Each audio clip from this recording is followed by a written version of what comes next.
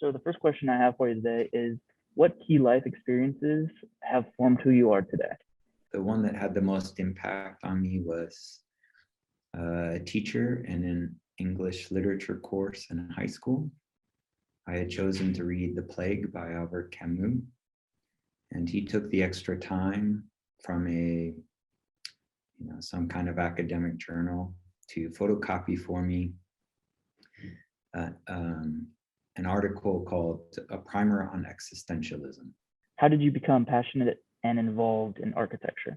At the time, I was working at a contemporary modern furniture store, and one of my sales colleagues had graduated as an architect. There was a large symposium being held at OSU through the Knowlton School of Architecture, and also, I believe, connected with the Wexner Center. I think there was also a show going on at the time. Anyways, they had everyone coming. Cool House, Shumi, I can't remember everyone. I mean, Zaha, it was just everyone. What are your core values and how are they reflected in your practice? I would say something along the lines of provocative speculation, but also an ethical openness. What is your design process? I would say lots of listening initially. I usually start with research. I'm always looking at everything, old, new, whatever. I read newspapers every morning, several. I try to look as broad and as deep as possible. I believe in being a generalist in that sense. So, and I'll look for those creative inputs or those things that might, because I sort of have this mental library or a huge image file or other photocopies of stuff or things tacked up on the wall.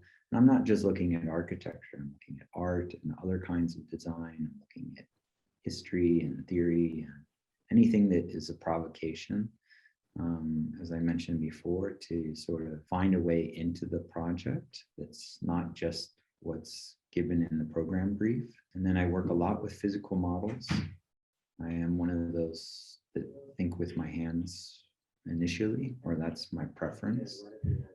Before I move into any kind of drawing, of course, I'm sketching along with those physical models, but then moving into sort of, let's say, a hard drawing or a digital model will be secondary. But then I learn from those things each along the way, and then I fold that information back into the other project.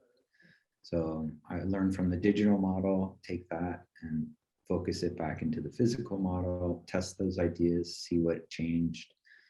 Is it what I want? Is it not what I want? What issues and problems does it bring up? Have I now suddenly eliminated the possibility for a certain kind of program, or even an idea that I may want to inject in a project that the client didn't ask for, but the opportunity is there? That often is, unfortunately, the some kind of landscape or garden aspect that is typically secondary for architects, but usually are kind of amazing things you can sneak into a project that clients never thought about, or the landscaping, let's say. And so you try to look for those kinds of opportunities. But for me, I only get that by moving between physical modeling and digital modeling, and letting them speak to each other and speak to me, and then looking not just for what doesn't work, but also for opportunities.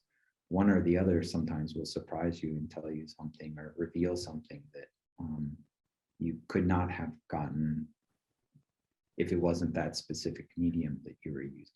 How do you collaborate with other individuals to realize your impactful work? I would say it's lots of communication and a lot of listening. How has Peter Zumthor's architectural ideas and buildings impacted your architectural work? Enormously. Considered reduction. What are some of the biggest challenges that you face? I would say time and space. What advice would you give to a young student? Be relentlessly curious. Be kind and compassionate to yourself and others.